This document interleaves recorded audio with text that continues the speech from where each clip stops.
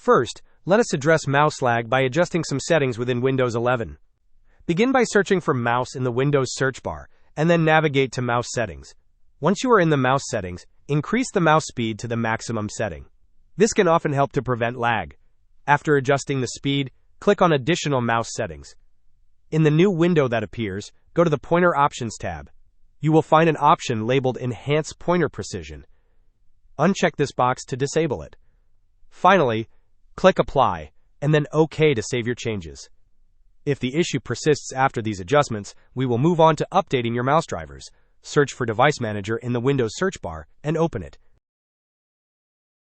In the Device Manager window, expand the section labeled Mice and Other Pointing Devices.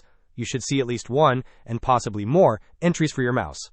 Right-click on the first mouse entry and select Update Drivers.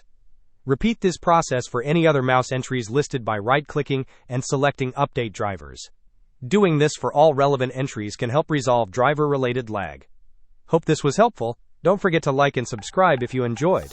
As always, thanks for watching, and I will see you in the next video.